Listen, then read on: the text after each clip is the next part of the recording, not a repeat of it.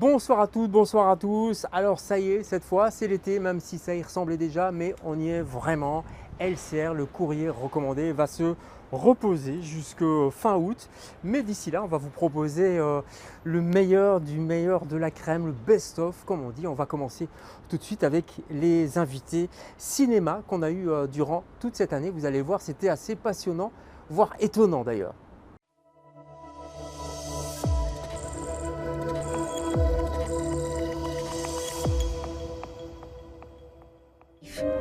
Remets-moi où j'en étais hier, s'il te plaît. Je vais réécrire ça, pas. Tu vas y arriver. Since its creation, the Residence mission has been to support the artists who give themselves to their art.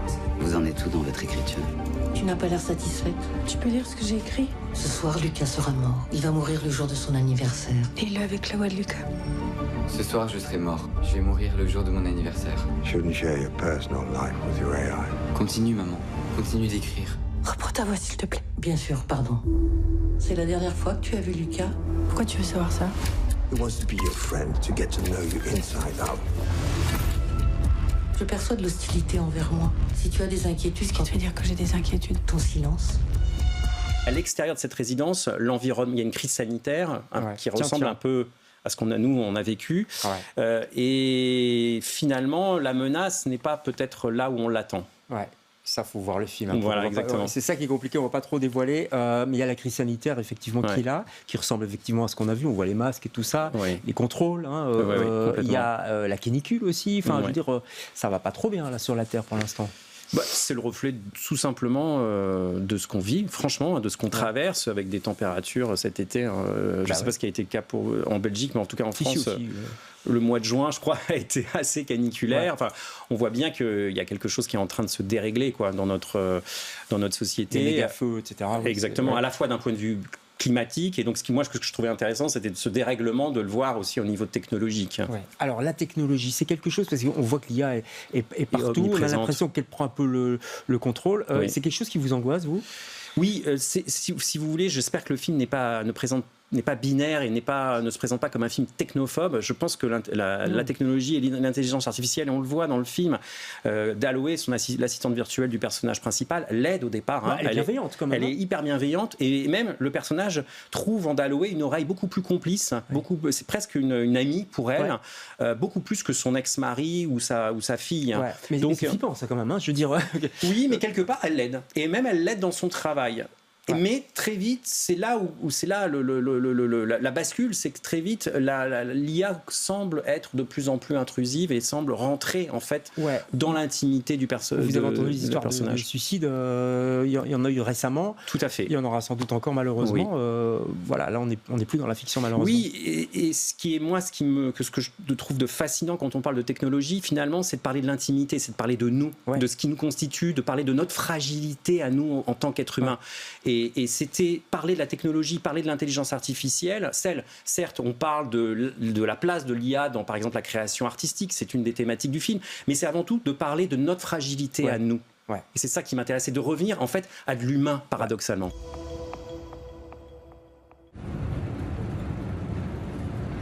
On sort?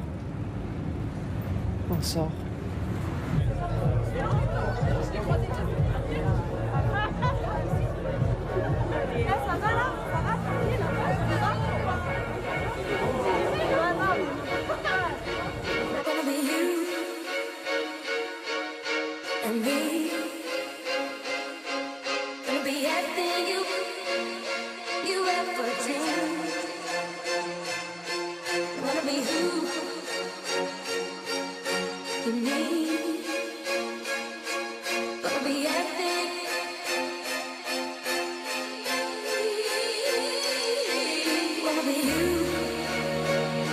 Ça veut dire que tant qu'il n'y avait pas des preuves d'amour, c'est le titre du film, des lettres qui disent ok, ces deux-là s'aiment, elle peut avoir un enfant de l'autre, ça marchait pas en fait, c'est ça, c'est dingue. Oui, ça, c'est qu'il y a un dossier à constituer pour un juge des familles, et dans ce dossier, il faut réunir 15 témoignages de proches qui disent oui, c'est un projet commun, oui, la personne qui n'a pas porté s'occupe de l'enfant, etc., etc. Et le principe du film, c'est de partir de ce problème juridique pour arriver en fait à qu'est-ce que c'est qu'attendre un enfant en tout court. Et donc, c'est un film, a priori, qui parle à tout le monde, au-delà des familles homoparentales. Voilà, ça parle à tout le monde, mais ça parle aussi du regard des autres sur ce type de relation, notamment intergénérationnel, tout ça. On sent que c'est parfois plus compliqué. Oui, ce type de relation, mais sur les femmes en général, parce que n'importe quelle femme qui est enceinte, il y a une injonction à réussir sa maternité. C'est vrai. Et donc, en fait, je pense que n'importe quelle femme qui a envie ou qui a eu un enfant ou qui est enceinte peut se reconnaître dans le personnage. Ouais. Et même les femmes de l'autre génération, on a l'impression qu'il y a une espèce de raideur pour la mère de Nadia, mais aussi pour la mère de Céline qu'on suit, c'est Noémie Lovski, qui est géniale d'ailleurs. D'ailleurs, il y a parce que Céline, elle travaille dans la musique, elle est ingé son, sa maman est pianiste, et grande pianiste, et on sent un décalage, même si elles aiment toutes les deux la musique. Il y a un truc qui passe par un problème de communication. Oui, c'est-à-dire que la mère a fait le choix de sa carrière, donc a été beaucoup absente, c'est ce que lui reproche sa fille. Ouais. Donc sa fille qui va être mère se rend compte que sa mère, à elle, qui est biologique, n'a pas été là. Voilà. Donc c'est aussi un chemin sur les générations. Et effectivement, il y a quand même un héritage malgré l'absence qui est celui de la musique. En fait, elles font le même métier, la mère et la fille. Ouais. Et c'est là qu'elles se rejoignent. Vous avez bien compris la mission ? Oui, tu peux compter sur nous, d'ailleurs. Et donc il faudra être très très discret. 1, 2, 3, Polizei. Bon, moi je suis obligé de noter tous les témoins qui étaient là. 40 000 balles qui a disparu là. À ce stade de l'enquête, tout le monde est suspect. Ça c'est sûr. Everybody suspect, ok ? Moi je suis pasteur. Vous êtes pasteur ? Oui. Vous avez un petit accent chantant. Je suis d'origine de Bruxelles. Ah, Bruxelles, moi j'adore les Belges. Ce sont deux solitaires en fait, hein. Votre personnage est celui de Crabe. Oui. Deux solitaires qui se retrouvent un peu là-bas, paumés. Vous jouez le belge en fait. Oui, enfin, je suis d'origine belge, mais je suis devenu flic français, quoi. C'est ça. Français. Enfin, vous avez un accent quand même. Oui, évidemment, j'ai gardé mon accent, mais ça, c'est championnat, c'est comme ça, c'est naturel, quoi. Oui. C'est pas grave, hein. Ah ben non. Mais c'est ça qui est marrant dans l'histoire, c'est parce un flic de Perpignan qui a un accent bruxellois, c'est bizarre, quoi. Ah oui, ça voilà, c'est... Et ça, vous vouliez garder ces caractéristiques du personnage aussi, j'imagine, peut-être les développer. Son accent ? Le fait, le belge, le local. Francis a un accent, comme vous pouvez l'entendre. Je ne le fais pas exprès, c'est vraiment... Donc il est difficile de le masquer. Vous ne pouvez pas parler comme ça un petit peu, c'est pas possible. Je pourrais un peu parler comme les Parisiens, moi, ça va pas faire naturel, tu vois. Non, ça marche pas. Non, mais voilà, ça peut exagérer. Ça marche pas. Il y a des liens entre le personnage de Francis, c'est quand même, il y a beaucoup de Francis dans ce personnage de Francis Conrad. Évidemment, Francis n'est pas flic, mais évidemment, ça m'amusait beaucoup que le personnage de Francis Conrad soit un Belge. Et quelque part, c'est comme le film est tourné en France, c'est une façon d'amener en fait la Belgique en fait. Et d'ailleurs, les critiques français s'y sont pas trompés. On parle de belgitude pour ce film. Oui. Il y a des très beaux plans, je trouve. Je parlais de solitude. Quand vous marchez, par exemple, c'est des plans séquences comme ça qui durent un certain temps. Ça nous paraît pas long, mais avec la musique aussi qui est très très belle, je trouve que c'est il y a comme des pauses comme ça. On rigole et puis voilà. Mais c'est tout l'aspect mélancolique dont je parlais tout à l'heure, c'est-à-dire qu'en fait il y a quand même quelque chose qui a à voir avec un temps arrêté, des personnages qui sont en errance et qui se promènent dans cette ville en ne sachant pas toujours très bien où ils vont, et ça m'intéressait, ça m'amusait, et ça me touchait aussi de filmer Francis par exemple. En train de marcher dans ces rues parfois désertes, et avec la musique de Thomas Turin qui rajoute en fait une part mélancolique encore. Alors on rigole aussi beaucoup, mais on rigole pas gras, quoi. On rigole, je sais pas, c'est assez subtil parce que vous êtes très humain, on est très attaché à vous. Je me disais, est-ce que c'est très écrit, on a l'impression que tout est naturel. Est-ce que vous recevez le matin votre fiche de dialogue ou comment ça se passe? Lui, il nous raconte le contexte, il dit bon voilà, il y a telle situation, qu'est-ce que tu fais? Vas-y, et voilà. Mais les feintes, par exemple, genre le château de Cronenbourg. Ah oui, non, mais ça c'est complètement improvisé, c'est venu comme ça tout seul. D'accord. C'est mon humour. En fait, il y a des choses qui sont écrites et puis il y a des choses qui ne le sont pas, mais surtout en fait, ce que je demandais en fait à Francis et à tous les autres, c'était de surtout ne pas forcément respecter le texte, mais de garder l'esprit de la situation et après en fait d'être le plus naturel possible et de travailler avec ce qui se passe sur l'instant. Quoi. Tu dors? Tu vas rester là? Non. Allez, viens.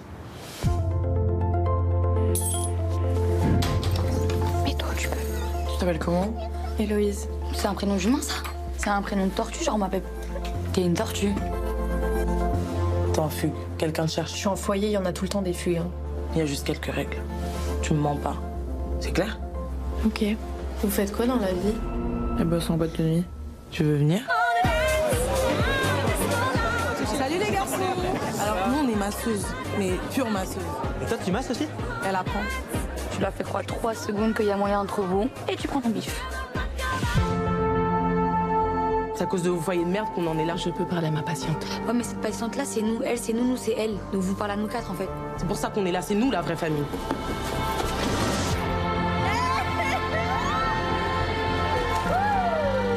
Vas-y, offre-moi un truc. Après, tu me ramènes pas toutes tes copines, hein. Il y a quelque chose de réconfortant, je trouve, par rapport au bruit ambiant.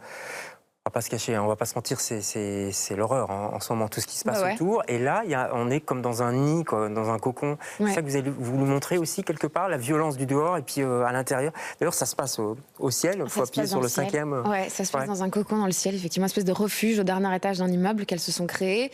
Moi, j'avais envie de raconter l'importance de choisir sa famille et d'être là les uns pour les autres et de s'accueillir, quoi. C'est des jeunes filles qui se reconnaissent et qui s'accueillent. Et donc, il y a ça, mais après, il y avait aussi raconter la sororité d'un autre point de vue qui soit peut-être moins utopiste, moins théorique, et de se dire quand on met des jeunes filles ensemble qui n'ont pas fini de se construire et que même si elles s'aiment beaucoup et qu'elles veulent s'aider, elles sont parfois très mal armées en fait et assez maladroites. Et donc c'est aussi ce groupe qui parfois prend le pas sur la liberté. Oui, c'est ça. Comment sortir du groupe aussi, ou ne pas se faire étouffer par le groupe. Comment en faire partie, mais sans que ça prenne le pas sur tout le reste et sur la liberté individuelle. Voilà. Arrête de faire le clown là, tu vas énerver les juges, putain. Voilà. Ouais, c'est bien. Voilà, et touche-le. Stop le combat, t'as fait un putain de combat. T'as ton entraîneur de l'équipe de France qui a dit que tu voulais pas faire la prépa avec eux? Ouais. T'es sûr? Alors, ce qu'il faut, c'est juste que Mathéo il puisse rester, comme ça je m'entraîne avec lui. Mate-moi ça. 40 mètres carrés, à Paname. Voilà, je peux avoir ça là. Bien sûr, tu peux avoir ça, mais faut que tu gagnes aussi. Je te le dis, moi, ta réussite, c'est ma réussite, gros. C'est nous deux, frère. Man! Mathéo! Tu vas porter longtemps? Sur 1 kilomètre. Ah, tu reprends quand l'entraînement? Bah, je reprends demain déjà. Allez. Très bien. Voilà. Oh, t'as mal là? Allez, calme. Je vois aucune lésion qui puisse expliquer tes douleurs. Médicalement, c'est pas possible ce que tu ressens. Il est assez caméléon comme acteur, donc c'est assez chouette. Ça veut dire qu'on lui montre un truc, puis il le fait le lendemain. Ah ouais. Ouais, ça c'est top. On lui demande. Comme un caméléon. Ouais, c'était. Puis je lui demandais, tu sais pleurer? Il me dit non, mais t'inquiète, je vais m'entraîner. Puis hop, un mois plus tard, il pleurait. Il y a une super scène, je pense à ça tout d'un coup, quand tu écoutes une chanson que ton père. Ah, la scène dans la chambre. Ouais. Ah, c'est beau cette scène. Ah ouais. Il y a beaucoup de prises avec des comédiens amateurs. Il y a plus de prises. On rame un peu ou pas du tout? En fait, c'est une autre manière de tourner. On s'adapte beaucoup. Ouais. Ça veut dire que dès le moment où, imaginons, les répliques ne rentrent pas, ça veut dire qu'ils ne savent pas. C'est pas qu'ils savent pas les dire, mais que ce n'est pas naturel. Et ben à ce moment-là, on réadapte, on réécrit, je discute avec eux, qu'est-ce que tu penses que tu pourrais dire pour que ça fonctionne mieux. Si vraiment rien ne fonctionne, on peut même changer les angles caméra. De temps en temps, juste déplacer la caméra, ça peut rendre la scène beaucoup plus naturelle. Okay. Donc c'est aussi, la réalisation, c'est aussi pouvoir positionner sa caméra à différents endroits qui vont paraître plus simples, ou alors on change les mouvements. En tout cas, c'est beaucoup de collaboration, avant tout. Ouais. Ça, c'est la grande différence. Et puis, j'ai la grande chance que, moi, ce qui m'intéresse le plus, c'est leur modernité, c'est leur naturel. Et donc, ils l'ont en eux. Ils sont complètement naturels. Donc, je me disais, à un moment donné, est-ce que c'est écrit ou pas? Est-ce que tu as une feuille, par exemple? Est-ce que Valérie te donne une feuille avant enfin, je veux dire une feuille avec le texte, quoi, tu vois? En fait, tu dis le texte ou... Moi, mon personnage, il n'avait pas vraiment de texte et c'était assez compliqué à jouer parce que moi, je suis quelqu'un qui m'exprime beaucoup et moi, au contraire, mon personnage, il avait moins de dialogue. Et mon personnage, moi, c'est un personnage qui intériorise un peu tout, tu vois. Et sinon, oui, en fait, on s'est préparé et pendant la préparation, Valérie a eu l'intelligence de nous mettre en groupe et on a joué beaucoup de scènes de groupe. Du coup, en fait, on s'est adapté chacun à notre tour et puis à force de s'apprendre à se connaître, c'est venu tout seul et puis tu as ce truc de bande. En fait, en gros, il y avait le scénario et j'ai refait toutes les scènes avec eux. Et donc, du coup, on a remodernisé le langage du film. Cela fait 20 ans que je filme Jack, que je nous filme traverser cette vie si particulière. Vendredi, chasse aux œufs, Pâques. Tous les samedis, Saint-Nicolas. Petit à petit, sans que je m'en rende compte, l'imagination de Jack a exigé que chaque jour de la semaine devienne une fête que j'étais obligée d'organiser. C'est bien, maman. Maintenant, on va chercher le sapin. Je me demandais comment accueillir sa poésie sans basculer de l'autre côté du miroir. La solution, c'est Jack lui-même qui l'a trouvée. Je vais aller à Paris en tandem. Comment? Je vais aller à Paris en tandem. Ah oui? Hyper dangereux, pourquoi? Mais s'il fait une crise d'épilepsie? Tu es conscient de la distance? Ouais. Et à Paris, on dort où? Au Georges V. Au Georges V? Mais où est-ce qu'il t'a été chercher cette idée? Et alors que Jack n'avait jamais fait de vélo de sa vie, qu'il pète les plombs si on ne respecte pas ses petites habitudes, j'ai dit oui, comme on emprunte la sortie de secours d'un jour sans fin. Elles sont de l'eau aussi.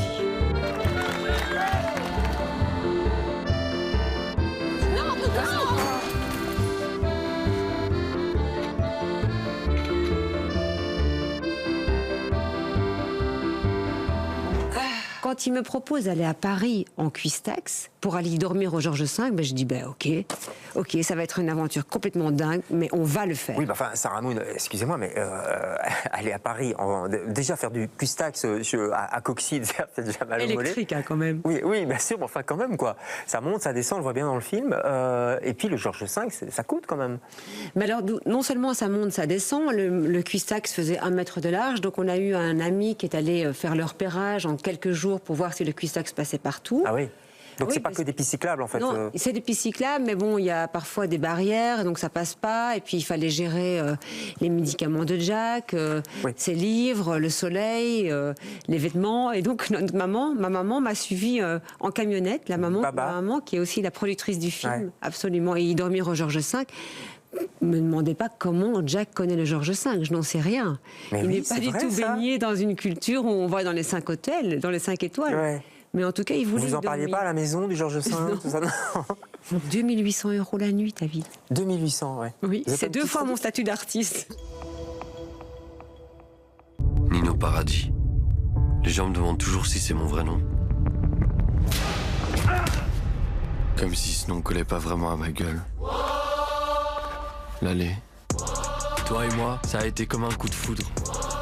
Yo ma sœur. Malik, ma vie. Charlie, le démon de la nuit. Ce qui nous a tout de suite reliés, c'est notre besoin de liberté. Paradis, c'est un mois de retard pour les charges.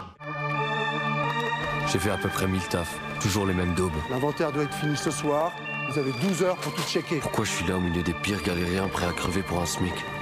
Si tu veux faire plus de fric, j'ai un truc en plus à te proposer. Ce qui est étonnant, c'est que le livre est sorti en 2019. Ça parle de difficultés de jeunes qui veulent s'en sortir. Et c'est pas facile du tout. J'ai l'impression que ça a empiré depuis. Non, je sais pas, Mara, ce que vous en pensez. Mais... Oui, on rentre dans une précarité de plus en plus solide. Enfin, c'est très flippant. L'avenir pour la jeunesse aujourd'hui, je trouve qu'elle est assez flippante. Moi, j'ai 2 petits frères. Je comprends qu'ils ne savent pas ce qu'ils ont envie de faire et où aller, étant donné les perspectives qu'on leur propose. Et ce film parle de ça aussi. On reproche à une certaine génération d'être moins ambitieux, même si j'aime pas ce terme, mais qui reste très capitaliste. Mais en même temps, comment veux-tu faire? Comment veux-tu faire et quelles sont les perspectives avec ce qui est proposé aujourd'hui?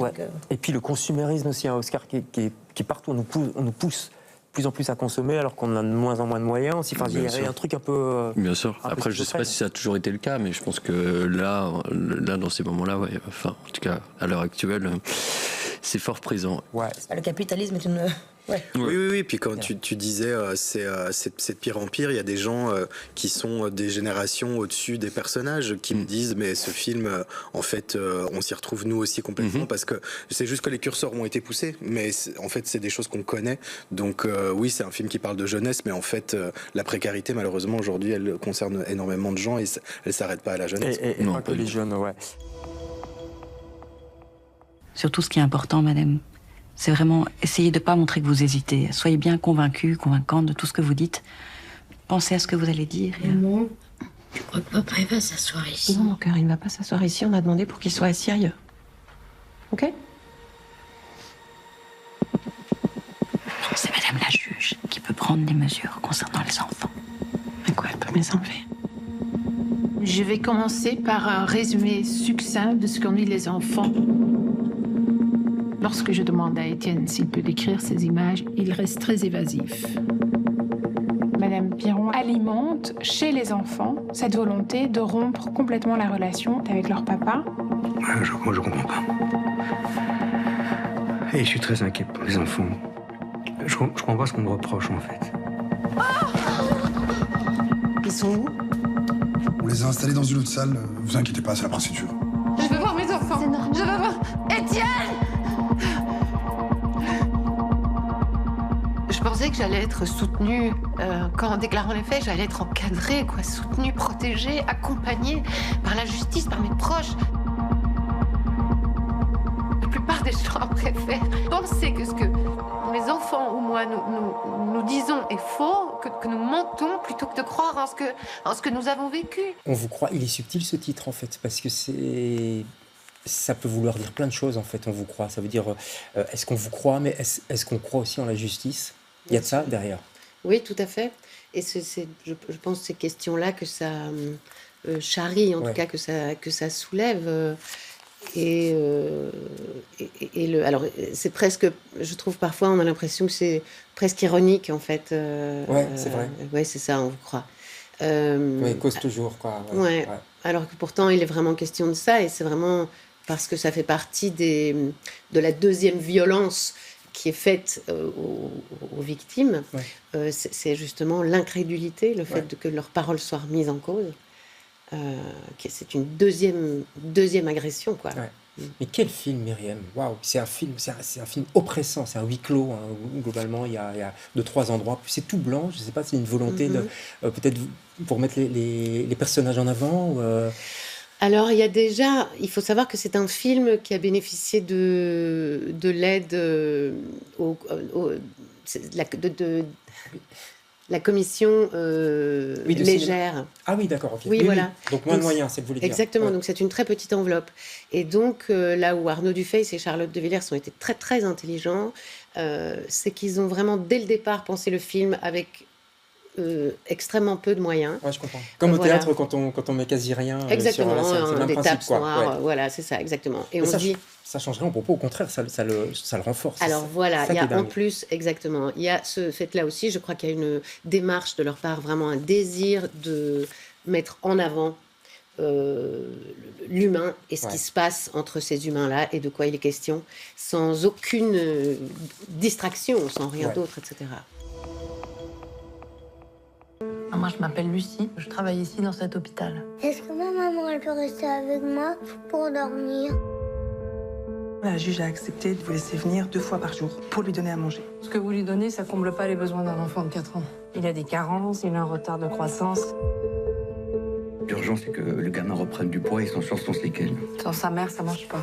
Il se laisse dépérir. Il faut qu'on fasse avec elle. Je peux pas laisser tout seul. Elle peut pas rester en service. Tu sais comment ça peut tourner. La mère dedans est toujours là, c'est normal. Si cet enfant est séparé de sa mère, ça va avoir des conséquences dramatiques. Je veux pas que mon fils se retrouve dans un foyer. Léa Drucker, qui est incroyable, je trouve. C'est un Stradivarius, j'ai l'impression, non, comme actrice. Pour vous, ça doit être incroyable. Mais c'est sûr que toutes les deux, elles ont vraiment tout donné. Anna-Maria Bartolomei, ouais. Et Léa Drucker... Voilà, là, je me souviendrai toujours la première fois que je l'ai vue, je me suis dit, waouh, mais c'est qui cette actrice? Elle a vraiment quelque chose de très très particulier, de très fort. Physiquement, elle peut paraître comme ça un peu froide, mais elle a quelque chose de très doux et une fragilité comme ça dans les yeux. Et en fait, j'ai vraiment écrit le rôle pour elle. Ah, vous l'avez écrit pour elle, en pensant à elle? Oui. Incroyable. Elle avait dit oui d'abord, j'imagine. Il vaut mieux. Ben, voilà, j'ai écrit le scénario et puis on lui a envoyé. Ah oui, c'était même pas sûr. Non, c'était pas sûr. Et une semaine après, on a eu le retour de son agent. Elle acceptait de me rencontrer à Paris. Et je me souviendrai toujours aussi de ce moment où elle est rentrée dans le café à Paris et j'ai fondu en larmes parce que j'étais tellement émue de la voir. Et puis qu'elle accepte aussi de me rencontrer, c'était vraiment une magnifique rencontre. C'est touchant ce que vous dites, vous avez fondu en larmes, parce que les personnages que vous écrivez, qui sortent de votre plume, donc de votre tête, quelque part, c'est votre famille, en fait, ils vous appartiennent. Enfin, vous voyez ce que je veux dire, il y a un truc, un attachement. Oui, en tout cas, j'essaie de les montrer autant dans leur fragilité que dans leur force. Je trouve que c'est important de montrer l'humain comme ça, en tout cas. Hello, how are you? I'm so happy to see you. Where are you now? Plaza. This is my neighborhood. No one live here or here or here. I decided to go to Cairo in order to cross through Rafah, but I couldn't because all the roads to Gaza were blocked. Instead, I started filming Palestinian refugees arriving from Gaza. Through one of them, I came to know Fatem. How old are you? I'm 20. I am a photographer. I saw your photos.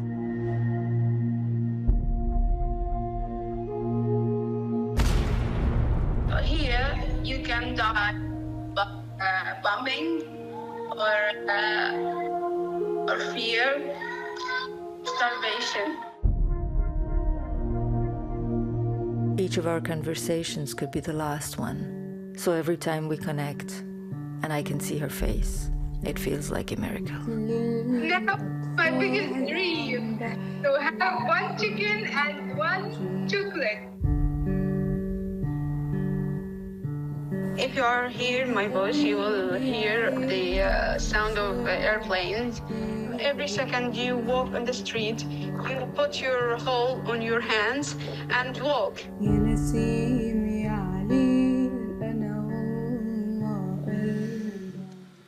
Voilà pour cette bande-annonce. Le film sort le 24 sur les grands écrans en Belgique et en France. Je vous ai regardé observer cette bande-annonce et ça vous fait quoi de la voir encore aujourd'hui? Vous la connaissez par cœur évidemment, mais aujourd'hui, après tout ce qui s'est passé. Ça fait mal, mais ça me fait du bien de la revoir aussi parce qu'elle est vivante. Elle est tellement vivante, elle déborde de l'écran, quoi. J'ai l'impression qu'elle est encore là, même si je sais qu'elle n'est plus là. C'est ça qui est terrible, hein. Déjà, à l'occasion du Festival de Cannes, quand ça a été présenté, il y avait cette force de vie, si je puis dire, à travers le cinéma, à travers le documentaire. C'est une force quand même, le fait de filmer, le fait de prendre du son. Il y a quelque chose qui transcende un peu ou pas? Ou c'est exagéré de dire ça? Non, c'est pas exagéré. Ma preuve, c'est qu'elle est encore là avec nous, grâce aux images en tout cas, à ses photos, mais aussi au film. Et puis, si j'étais pas persuadée de ça, je ferais pas de cinéma. J'imagine bien, ouais. Le titre, il est beau ce titre, je trouve. La phrase vient d'elle, hein, de Fatma Asona. Prends ton cœur dans ta main, c'est ça en fait, et marche. Dans la main, marche. Oui. Il y a une poésie dans cette phrase. Elle aime la poésie d'ailleurs. Elle en récite parfois. Elle en récite, elle en écrit surtout. Oui. En fait, elle avait une belle plume. Enfin, belle, c'est pas le mot. Une plume, très fort, très une sensibilité à la fois teintée de pas naïveté, mais de simplicité, je dirais. Et donc, illusion, désillusion. Enfin, elle était à la fois très jeune et très mûre. Et ça se ressentait à la fois dans ses photos et dans ses textes. Ouais. Elle avait 24 ans. Elle est décédée un petit peu avant son anniversaire, c'est ça? Juste après. Ou juste après. On est le 16 avril. Quand je dis décédée, c'est assassinée. Hein, Elle a été assassinée, ciblée en fait. Ciblée, par l'armée israélienne, oui, tout à fait. Voilà, elle aurait dû venir justement au Festival de Cannes. On en a beaucoup parlé à l'époque.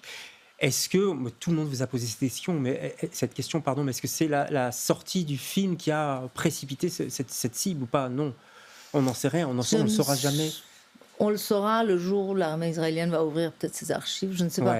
Elle avait fait des interviews, elle était connue quand même. Elle commençait à être connue. Donc en fait, c'est pas pour effacer une éventuelle responsabilité qui m'incomberait, mais honnêtement, je ne le sais pas. Ouais. Nous, quand le film a été annoncé, son nom n'a pas été divulgué. D'accord ? Donc il y avait mon nom et le titre du film. Ouais. On ne savait pas qui était dedans. Donc en 24 heures, je ne sais pas s'ils ont eu, mais en même temps...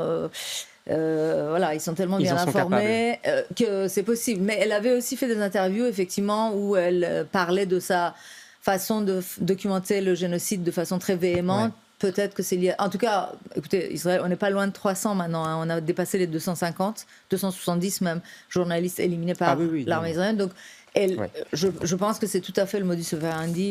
Ouais.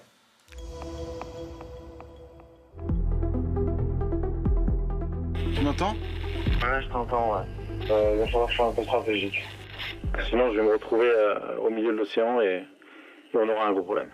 Je sais pas, je pense que Louri n'est pas arrivé là par hasard dans ta vie. Tu le dis toi-même et je le pense aussi. Moi, en fait, faiblir, c'est l'échec, en fait. Je peux pas mettre un genou à terre, en fait. Ça va être ce chemin pour arrêter si vite. Attends. Qu'est-ce que je fous là ? Pourquoi j'ai voulu absolument me confronter à ça ? Il y a une émotion, quoi. Il y a eu des émotions très fortes. Pendant tout le film, hein, déjà, d'être accompagné par quelqu'un qui n'est pas là, d'une manière ou d'une autre, de croire à l'invisible ou pas.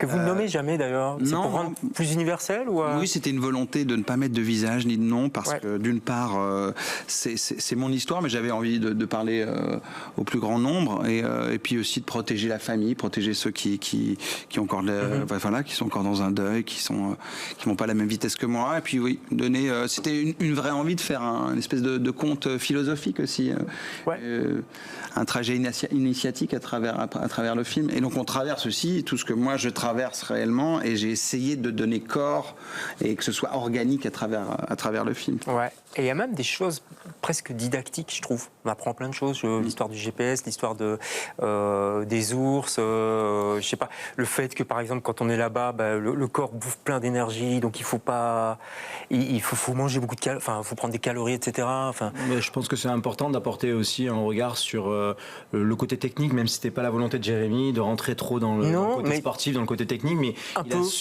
il a su parsemer un petit peu. Il y a un dosage, exactement, avec des informations qui sont ludiques, ouais. Et du suspense aussi, parce que moi j'ai pas envie de raconter un peu ce qui se passe, mais il y a du suspense. On se dit qu'est-ce qui va se passer maintenant. Rebondissement, il y a. C'est un film d'action. C'est un film d'action. Et il y a un vrai ours. Le ours, c'était un acteur.